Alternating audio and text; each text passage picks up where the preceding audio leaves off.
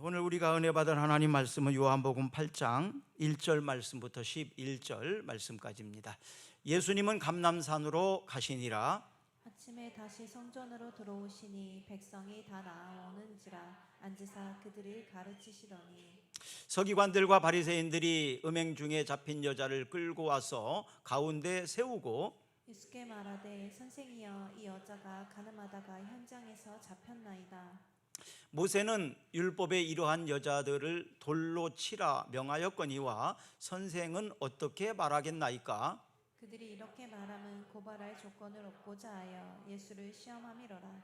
예수께서 몸을 굽히사 손가락으로 땅에 쓰시니 그들이 묻기를 맞이 아니하는지라. 이에 일어나 이르시되 너희 중에 죄 없는 자가 먼저 돌로 치라 하시고 다시 몸을 굽혀 손가락으로 땅에 쓰시니 그들이 이 말씀을 듣고 양심의 가책을 느껴 어른으로 시작하여 젊은이까지 하나씩 가지고 오직 예수와 그 가운데 섰는 여자만 남았더라.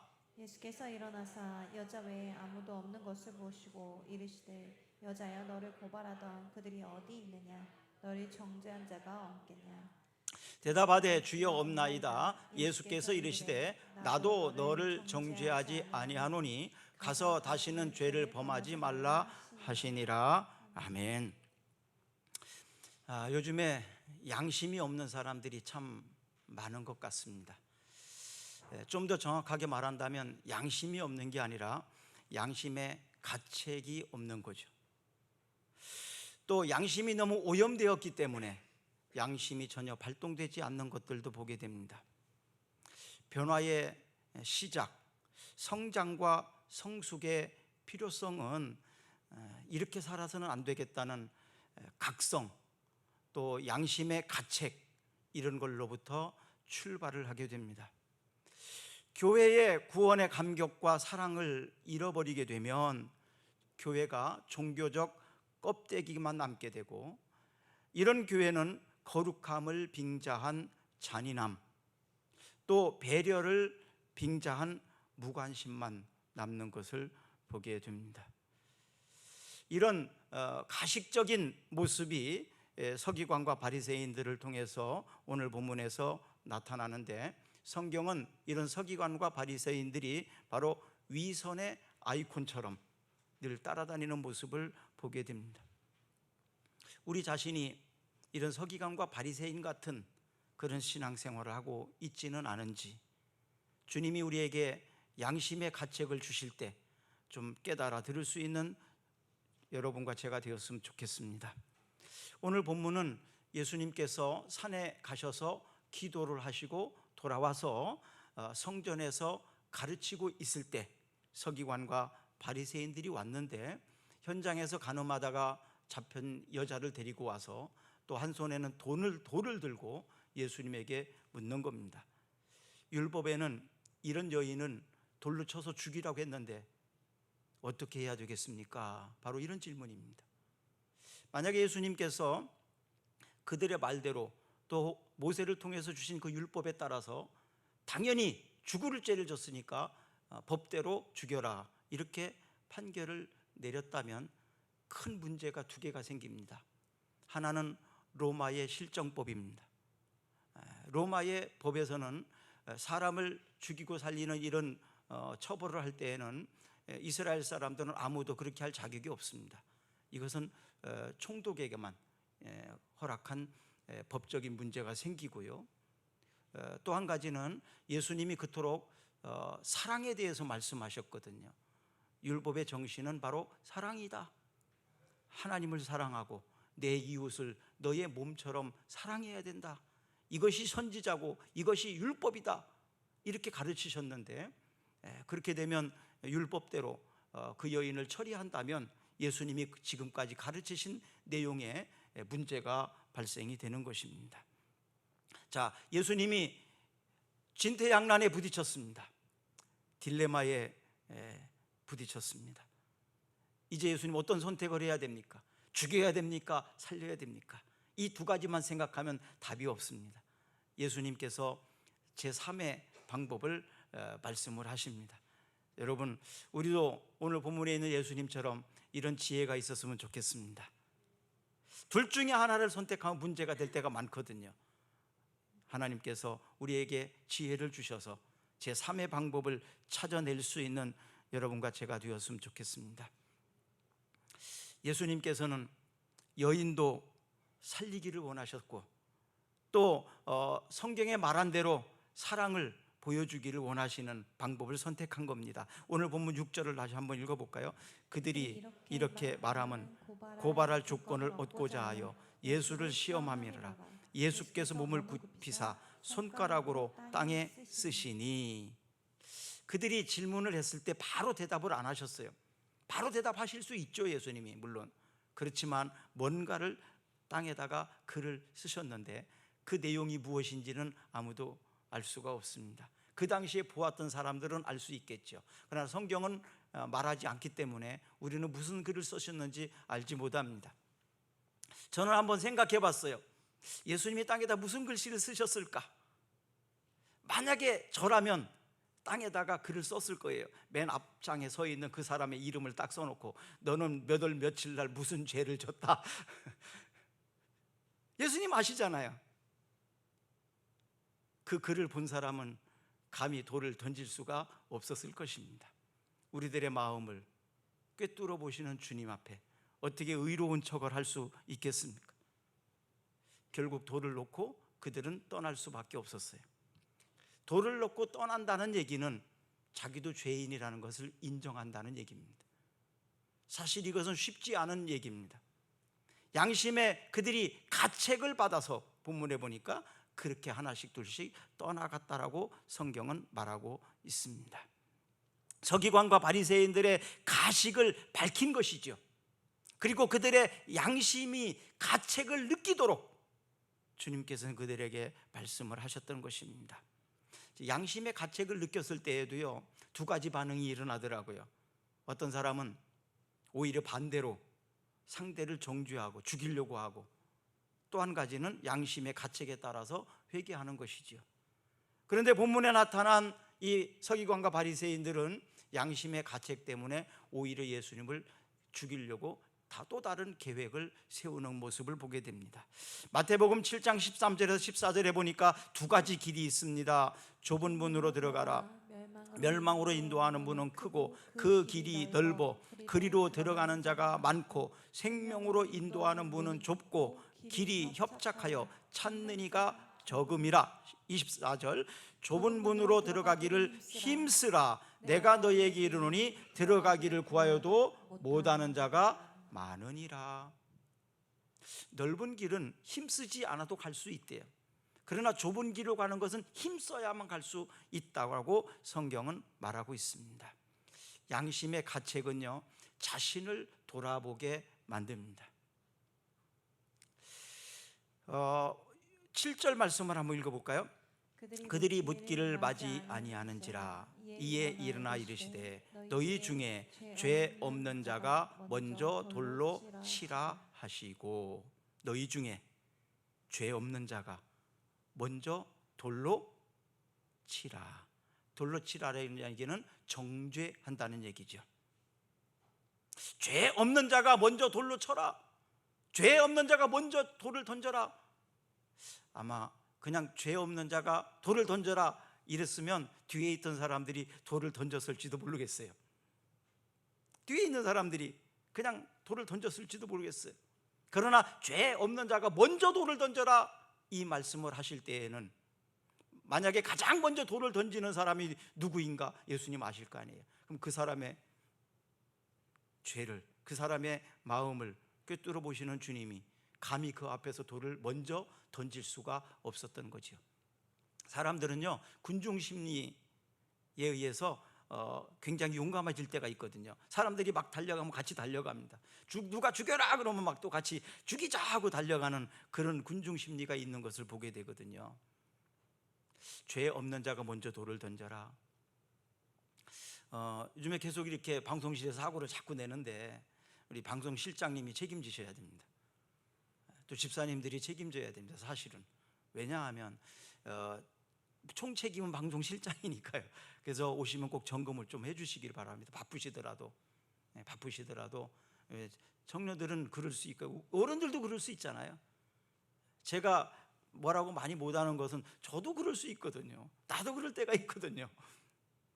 그렇기 때문에 그러나 한 사람이 하면 그게 잘 모를 때가 있어요. 두 사람 세 사람이 오타를 점검하고 막 이렇게 하면 조금 더 잘할 수 있기 때문에 그렇습니다. 일부러 고의적으로 그러는 건 아니니까요. 서로 이렇게 같이 돌아봐 줘야 합니다. 제가 묵상 글을 올릴 때나 아니면 주보를 이렇게 만들 때나 보면 저는 잘 발견을 못하니까 다른 사람이 좀 목사님 거기 오타 있습니다. 그러면 제가 얼른 고치거든요. 또 주보를 만들 때에도 보면 그래요. 근데 나중에 보면 또 제가 봐도 또 발견이 되더라고요. 완벽하지 않습니다. 그렇기 때문에 우리가 자신을 살필 뿐만 아니라 다른 사람들도 우리 서로 도와줬으면 좋겠습니다. 저를 도와주시고 또 우리 청년들 도와주시고 방송진도 여러분들이 좀 도와주시고 서로 이렇게 해서 실수를 최대한 줄여나갈 수 있는 우리가 되었으면 좋겠습니다. 다른 사람을 비판하고 정죄하는 사람들의 특징은 뭐냐 하면 자기 자신을 보지 않는다는 데 있습니다. 나는 잘 보지 않고 다른 사람들의 잘못을 보려고 하죠.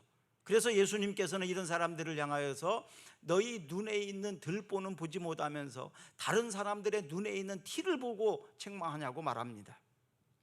우리가 그렇게 깨끗하지도 못하면서 깨끗한 척하고 조금 오염된 사람들에 대해서 쉽게 비난하고 정죄하는 그런 모습들이 오늘 우리 사회에 얼마나 많습니까?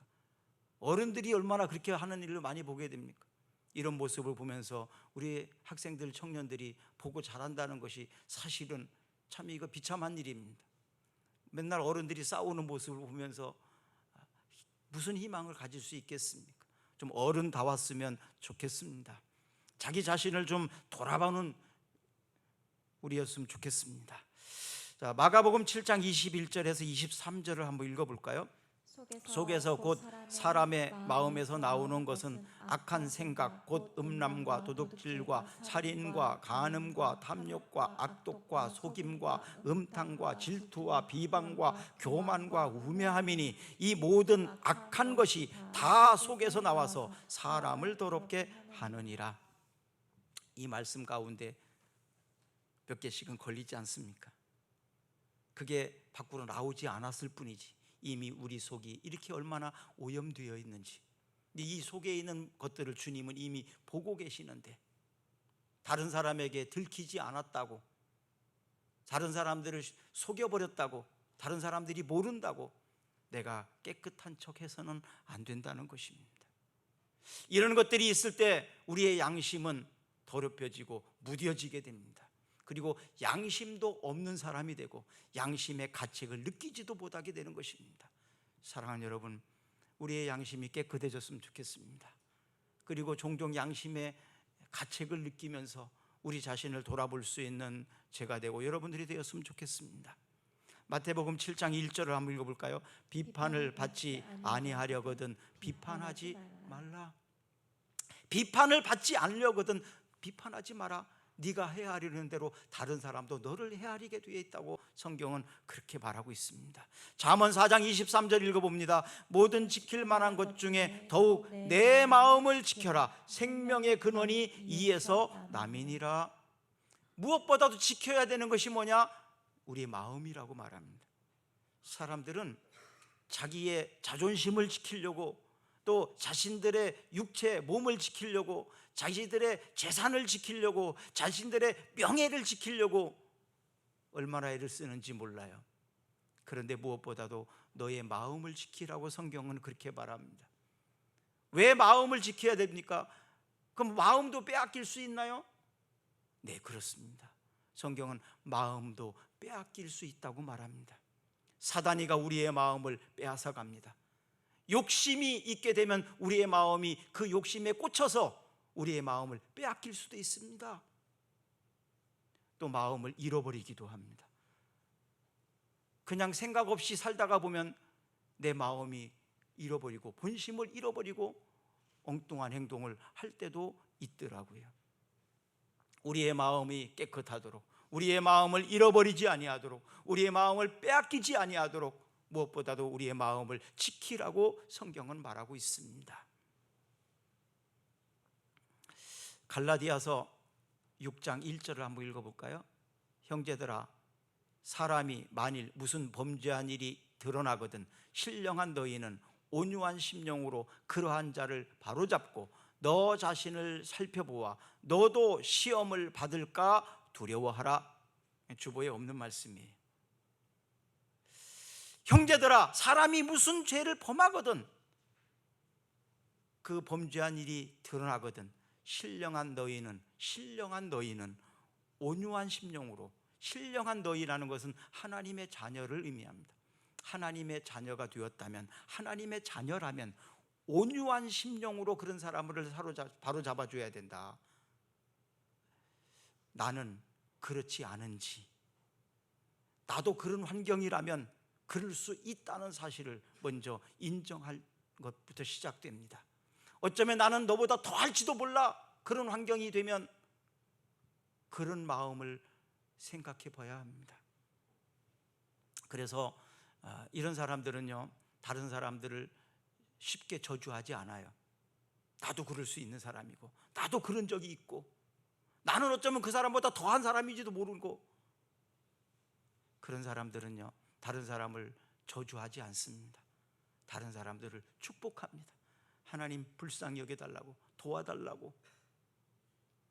성경은 그렇게 말합니다. 내가 다른 사람을 축복하면, 그 사람이 축복을 받을 만하면 내가 축복한 대로 축복이 가요. 받을 만하니까. 그러나 그 사람이, 내가 저주를 했는데 그 사람이 저주를 받을 만한 사람이 아니야, 내가 그건 오해한 거야, 그렇게 된다면 내가 한 저주가 어떻게 해요? 내게로 돌아온다고 말합니다. 그런데 내가 저 사람을 축복했어요. 근데 저 사람이 축복 받을 만하지 않아요. 그러면 그 축복이 나한테로 돌아옵니다. 자, 그렇다면은 이 원리를 안다면 여러분 어떻게 하시겠습니까? 어떻게 하는 것이 유익하겠습니까? 축복하면 그 사람이 축복을 받든지 아니면 그 축복이 돌아와요. 내가 저주하면 저 사람이 저주를 받든지 아니면 저주할 사람, 받지 않아야 될 사람이라면 그 저주가 내게로 돌아온다 이 말이에요. 어떻게 하시겠습니까? 어떤 것이 유익하십니까? 그렇다면은 저주는 하지 말고 축복만 해야 된다는 것이 옳습니다. 그것이 지혜로운 것인 줄로 믿습니다. 그래서 축복만 하고 저주하지 마시기를 바랍니다. 하나님께서는 양심을 통해서 우리의 삶의 방향을 제시해 줄 때가 참 많습니다. 성경을 모르는데도요, 굉장히 성경처럼 사는 사람들을 저는 많이 봤거든요.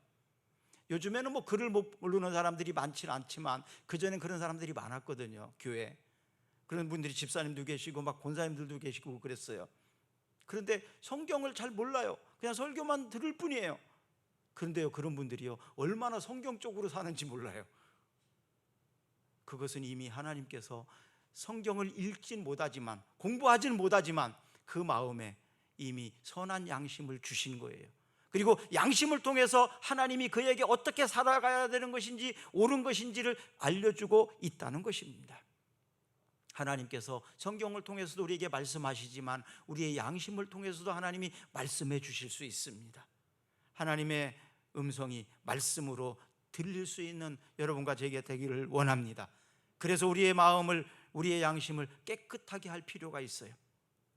내 양심이 더럽혀지게 되면 거기에 하나님 말씀이 들어오잖아요. 같이 오염돼 버리는 거예요. 그러나 내 양심이 깨끗하면 하나님의 말씀이 오염되지 아니하고 그대로 있을 수 있겠죠. 자, 베드로전서 3장 16절 한번 읽어볼까요? 선한 양심을 가지라. 이는 그리스도 안에 있는 너희의 선행을 욕하는 자들로 그 비방하는 일에 부끄러움을 당하게 하려 함이라. 선한 양심을 가지게 되면 다른 사람들이 나를 욕하잖아요. 그럼 나중에 오히려 그 사람들이 부끄러움을 당하게 되는 거예요. 여러분, 우리에게 중요한 것은 하나님의 평가인 줄로 믿습니다. 사람들이 오해하고 말할 수 있어요. 그러나 하나님은 오해하지 않으십니다. 헤롯 안티바스라는 사람이 있습니다. 이 사람은 침례 요한, 세례 요한을 죽인 사람입니다. 이 사람이 자기의 동생 헤로디아를 공개적인 장소에서 책망을 한 사람이 침례 요한인데, 왜 책망을 했냐 하면 술을 취해 가지고 못된 짓을 하니까 침례 요한이 공개적인 장소에서 그를 책망을 했어요. 그러니까 아니 왕의 총독의 동생인데 감히, 그래서 이런 좀 악감을 가지고 있었습니다. 그러다가 헤로디아의 딸이 춤을 추고 나서 너무너무 이제 잘했다고 칭찬을 하면서 네 소원이 뭐냐? 네 소원이 만약에 이 나라의 절반을 달라고 해도 내가 줄 거야. 이런 약속을 합니다. 그랬더니 이 헤로디아의 딸이 침례 요한의 목을 주십시오. 이렇게 말합니다. 결국 헤롯은 사실 그러면 안 되지만, 양심의 가책이 있지만, 그러나 헤롯을 죽입니다. 그래서는 안 된다는 양심의 소리도 있지만, 그러나 그 양심보다는 자기의 체면과 자기의 자존심이 더 중요했습니다. 자기의 약속이 중요했습니다. 여러분, 때때로 자기의 체면과 자존심이나 약속이 우리에게 어떤 불이익이 주어진다 할지라도 우리는 옳은 길을 선택해야 합니다. 내 체면이 잠시, 또 내 자존심이 상하는 일이지만 옳지 않은 일이라면, 내게 불이익이 당한다 할지라도 우리는 그것을 거절할 줄 알아야 됩니다. 이것이 바로 양심의 소리예요. 마태복음 14장 9절을 한번 읽어볼까요? 왕이 근심하나 자기가 맹세한 것과 그 함께 앉은 사람들 때문에 주라 명하고. 왕이 근심이 생겼다는 건 양심의 가책을 받았다는 얘기예요. 양심의 가책을 받고 있었지만, 그러나 자기의 약속과 체면, 자존심 때문에 사람을 죽인 거예요. 또 빌라도라는 사람이 있습니다. 우리가 사도신경에서 본디오 빌라도에게 고난을 받으사 십자가에 못 박혀 죽으시고, 계속해서 우리는 그런 고백을 하는데, 이 빌라도입니다. 빌라도는 양심적으로 볼 때 예수님은 아무런 죄가 없다는 것을 알아요. 그러나 사람들이 십자가에 못 박으라고 소리 지르니까 예수님을 십자가에 못 박게 내어주게 됩니다. 마태복음 27장 23절과 24절 한번 읽어봅니다. 빌라도가 이르되 어쩌미냐, 무슨 악한 일을 하였느냐. 그들이 더욱 소리질러 이르되 십자가에 못 박혀야 하겠나이다 하는지라. 빌라도가 아무 성과도 없이 도리어 밀란이 일어나는 것을 보고 물을 가져다가 무리 앞에서 손을 씻으며 이르되 이 사람의 피가 대하여 나는 무죄하니 너희가 당하라. 빌라도는 나는 이 사람을 처벌할 수 없다고 생각한다. 무죄하다. 니들이 하라고 해서 시켰으니까 니들이 그 벌을 받아. 나는 내가 한 게 아니야. 그 손까지 씻습니다.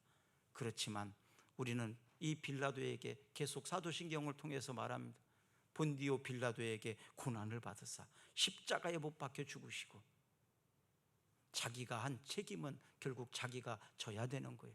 누가 시켜서 사람들이 저렇게 말하니까, 지금 환경이 이러니까, 그건 변명입니다. 결국 내가 책임져야 되는 일입니다. 내가 결제한 것은 내가 책임져야 되는 일이에요. 이런 책임져야 될 자리에 있는 사람들은 특히 양심의 소리를 잘 들어야 합니다. 그리고 하나님 앞에 섰을 때 그 책임을 질 수 있는 선택을 해야 하는 것입니다. 예수님이 물론 십자가를 지시는 길을 가야 합니다. 누군가는 그를 십자가에 못 박을 거예요. 누군가는 그를 내어줄 거예요. 그러나 적어도 그런 사람이 되지 않았으면 좋겠다는 얘기입니다. 가룟 유다는 양심의 소리를 듣고도 자기 계획을 돌이키지 않았습니다. 후회했지만 그 후회가 결국 그를 구원하지 못합니다. 마태복음 26장 21절과 22절을 한번 읽어봅니다. 그들이 먹을 때에 이르되 내가 진실로 너희에게 이르노니 너희 중에 한 사람이 나를 팔리라 하시니 그들이 몹시 근심하여 각각 여짜오되 주여 나는 아닌지요. 예수님께서 십자가를 지실 것을 예언하실 때 사람들이 근심이 됐대. 혹시 누가 나 아니야? 그런데도 이미 그 마음을 정한 가룟 유다는 그 길을 가게 됩니다. 히브리서 13장 18절, 우리를 위하여 기도하라. 우리가 모든 일에 선하게 행하려 함으로 우리에게 선한 양심이 있을 줄 확신하는, 선한 일을 위해서는 선한 양심이 필요하다는 것입니다. 선한 일을 위해서 하나님께서 우리를 택하셨다고 말씀하셨는데, 그러면 선한 일은 누가 하느냐? 선한 양심을 통해서 한다는 얘기입니다. 종종 선한 일이라고 하지만 그 마음에 선하지 않은 생각을 가진 사람들이 있어요. 이런 사람들은 나중에 원망합니다. 선한 동기가 아니었기 때문에, 어떤 대가를 요구하는 것이었기 때문에. 근데 선한 마음을 가지고 선한 양심으로 한 사람은 대가가 돌아오지 않아도 원망하지 않습니다. 선한 일을 통해서 여러분들이 원망하지 않는 사람이 되기를 바랍니다. 그러기 위해서는 어떻게 해야 된다? 선한 양심을 가져야 합니다. 선한 마음으로, 선한 의도로 하면 남이 알아주든지 안 알아주든지 상관없어요. 이렇게 사는 사람들이 자유롭습니다. 이렇게 사는 사람들은 걸리는 것이 없으니까 행복하게 됩니다. 오직 선한 마음과 선한 양심으로 선한 일을 할 수 있는 여러분과 제가 되었으면 좋겠습니다. 양심의 가책은요, 다른 사람들의 허물을 덮어줍니다. 서기관과 바리새인들은 양심의 가책을 느끼고 돌아갔잖아요. 그때 예수님께서 그 남아있는 여인에게 뭐라고 말씀하십니까? 11절 한번, 요한복음 8장 11절 읽어봅니다. 대답하되 주여 없나이다. 예수께서 이르시되 나도 너를 정죄하지 아니하노니 가서 다시는 죄를 범하지 말라 하시니라. 나도 너를 정죄하지 않는다. 누구든지 죄 없는 자가 먼저 돌을 던져라 그랬는데 그 돌을 가졌던 사람들이 다 물러갔어요. 던지실 수 있는 분은 딱 한 분 있습니다. 예수님. 율법대로 돌을 던질 수 있어요. 율법에 의하면 던져야 할지도 몰라요. 그런데 예수님께서는 이렇게 말씀하십니다. 나도 너를 정죄하지 않겠다. 나도 너에게 돌을 던지지 않겠다. 그러니 다시는 그렇게 살지 마라. 타일러서 보내는 장면입니다. 서기관과 바리새인들은 여인을 도구로 삼았습니다. 예수님을 시험할 도구로 삼았습니다. 한 여인을 죽이는 일을 사소하게 생각을 했어요. 사람이 죽는 일인데 여인을 도구로 삼아서 예수님까지 죽이려고 했던 모습입니다. 예수님이 보실 때에는 그들은 도구로 생각했지만 예수님은 이 여인도 귀한 사람입니다. 비록 죄를 범했지만, 죽을 죄를 범했지만 이 여인도 귀한 사람이에요. 소중한 사람이에요. 누가복음 19장 10절 보시면 인자가 온 것은 잃어버린 자를 찾아 구원합니다. 예수님이 오신 것은 구원하기 위해서 오셨다고 말합니다. 마가복음 5장 지난주에 묵상을 통해서 아마 읽었던 말씀이라 기억하실 거예요. 며칠 안 됐으니까. 마가복음 5장의 1절 이하에 보시면 예수님께서 거라사 지역을 지나갑니다. 동네를 지나갑니다. 그때 무덤 사이에서 막 소리치면서 하는 한 사람이 있었는데 귀신 들린 사람이었어요. 이 사람은 하나의 귀신이 아니라 아예 군대 귀신이 그때로 들어가서 사는 사람이었어요. 그래서 귀신 들린 사람 중에서도 아주 굉장히 힘도 세고 악한 그런 사람이었습니다. 미친 사람이죠. 소위 미친 사람. 이 사람을 예수님께서 귀신을 몰아냅니다. 물리쳐 주십니다. 근데 그 귀신들이 어디로 갔냐? 돼지들에게로 들어갔어요. 돼지 2,000마리에게 들어갔어요. 그러니까 엄청난 귀신들이 많이 있다가 돼지에게 들어간 거거든요. 이게 돼지에게 들어가니까 돼지가 귀신 들려갖고 다 물로 들어가서 다 죽어버렸습니다. 이 사건이 거라사 지역에서 있었어요. 그러니까 그 동네 사람들이 예수님 제발 여기서 떠나십시오 이렇게 요청합니다. 왜냐하면 예수님이 여기 계셨다가는 우리 동네에 있는 돼지가 다 죽을지도 모른다. 어쩌면 우리 동네에 있는 양도 죽을지도 몰라. 소도 죽을지도 몰라. 예수님이 사람 살린다고 귀신 다 내쫓아가지고 짐승에게 보내면 우리에게 피해가 있을지 몰라. 동네 사람들은 돼지 2,000마리가 더 소중했던 거예요. 한 사람이 아니라, 한 영혼이 아니라 돼지 2,000마리가 더 중요했다는 거예요. 자, 그러면 우리들은 어떨까요? 만약에 이 귀신 들린 사람이 내 아들이라면 내 아들이 소중하겠죠. 그런데 이 귀신 들린 사람이 내 아들이 아니고 저쪽에 사는 그냥 한 사람이라면, 돼지는 내 거라면 돼지가 더 소중하다고 말할지도 모르겠어요. 그렇죠? 나는 돼지가 더 중요해, 저 사람보다는. 그럴지도 모르겠어요. 아마 동네 사람들은 그랬을 거예요. 내 것을 잃어버리고 싶지 않아서 예수님 떠나시라고. 사람을 살리는 예수님이었지만 사람의 생명보다도 돼지가 더 중요하니까 그렇게 생각했던 거예요. 여러분, 율법은요, 하나님을 사랑하는 것뿐만 아니라 이웃을 내 몸처럼 사랑하라고 말합니다.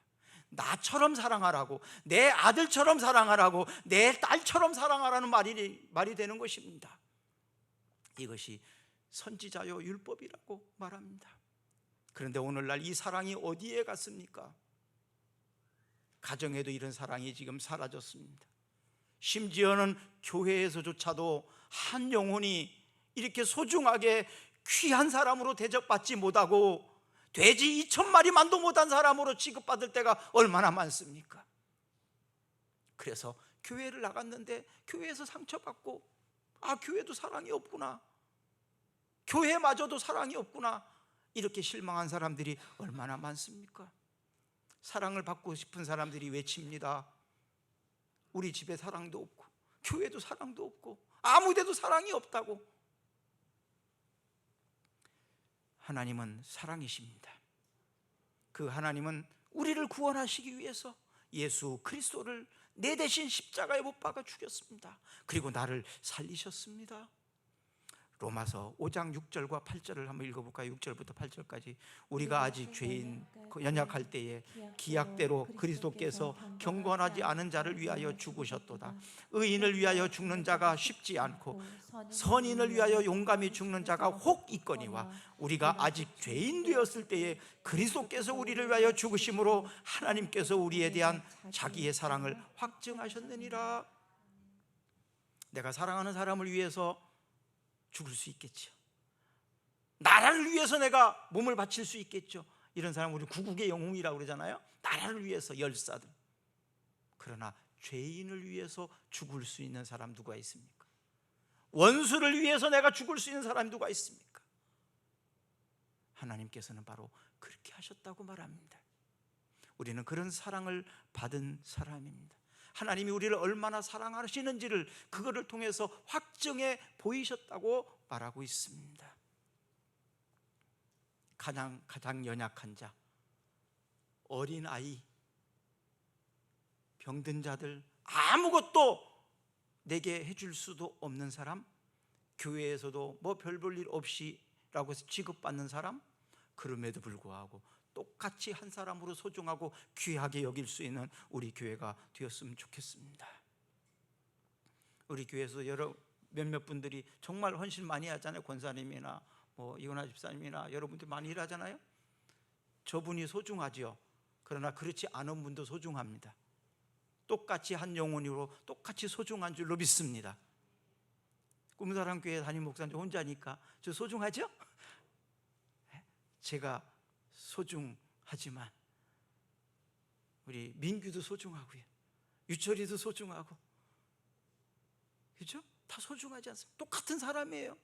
민규 너나 나나 똑같이 소중한 사람이야. 하나님 앞에서 똑같이 한 사람이야. 우리 교회는 이렇게 똑같이 한 영혼으로 한 사람으로 귀하게 대접받는 교회가 되었으면 좋겠습니다. 큰 일을 하고 많은 일을 하니까 소중한 게 아니라 똑같이 소중하여 하나님 앞에서는, 이것이 부모의 마음입니다. 부모님에게는요, 출세하고 공부 잘하고 성공한 사람만 사랑스러운 게 아니에요. 부모의 눈에는 그렇지 못한 아들도 딸도 똑같이 소중한 거예요. 우리 하나님께서는 이렇게 우리 한 사람 한 사람이 소중합니다. 귀하게 여깁니다. 그런데 우리 교회 일꾼들이 만약에 그렇게 하지 않는다면 하나님의 뜻에 반한 것입니다.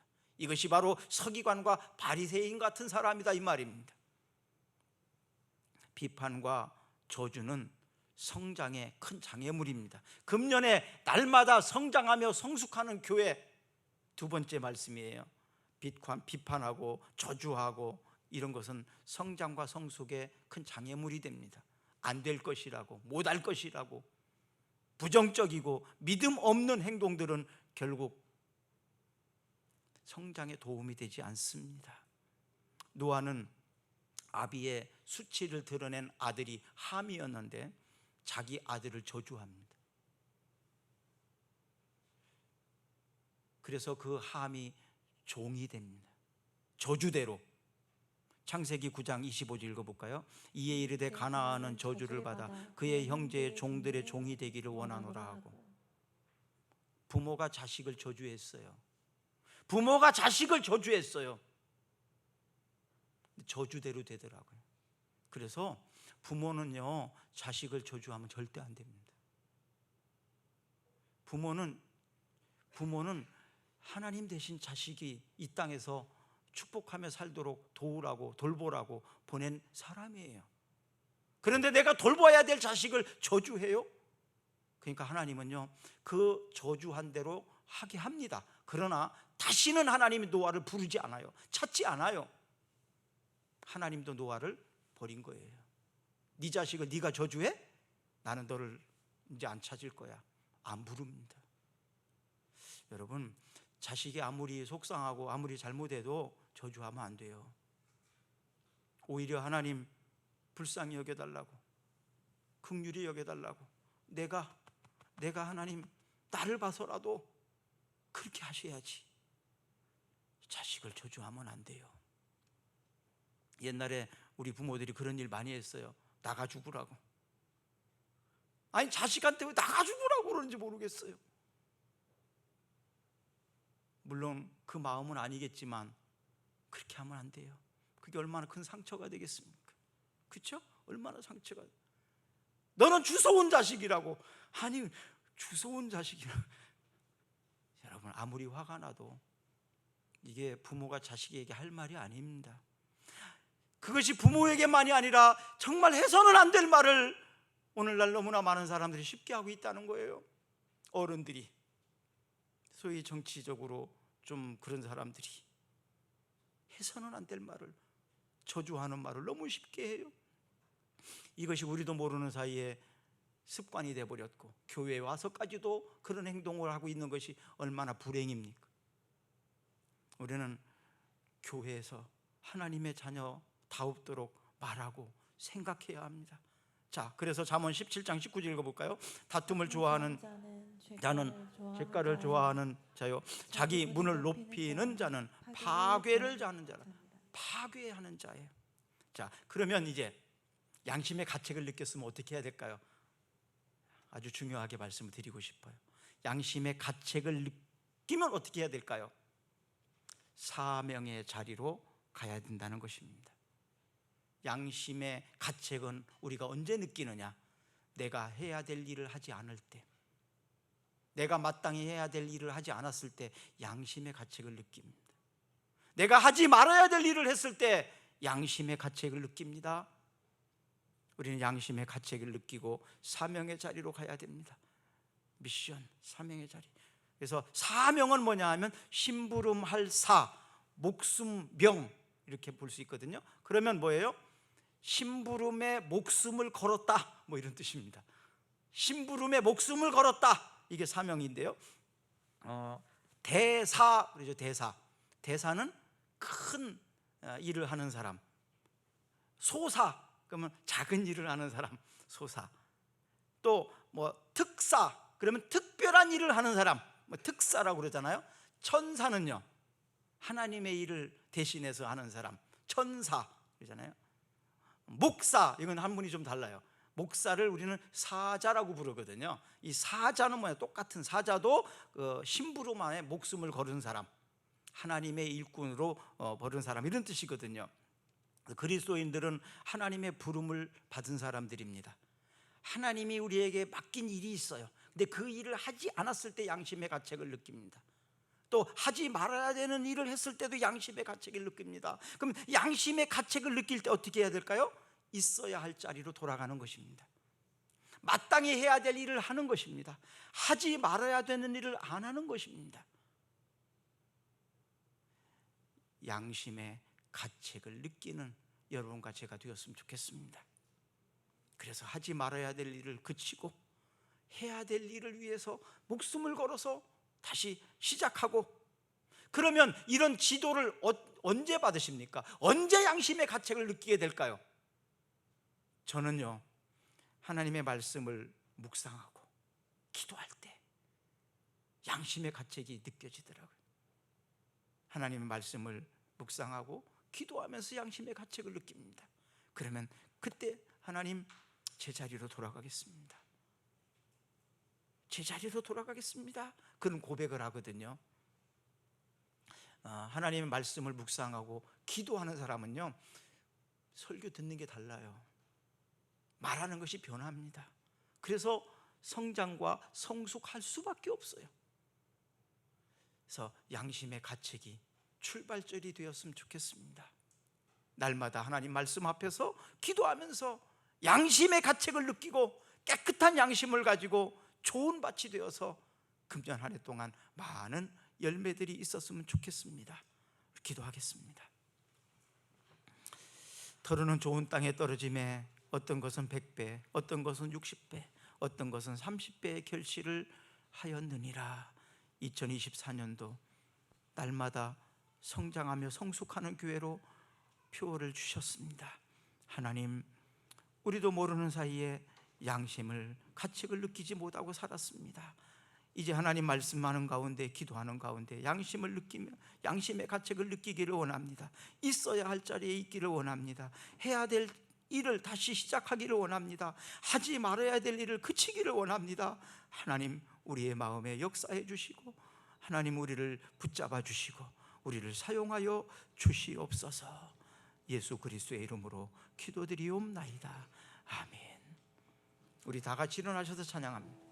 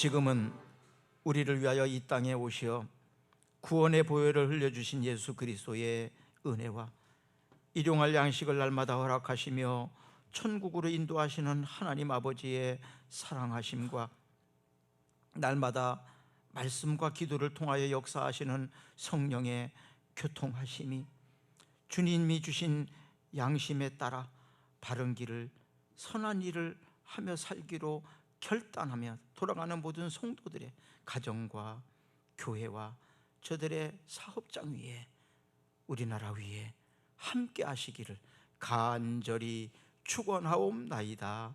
아멘.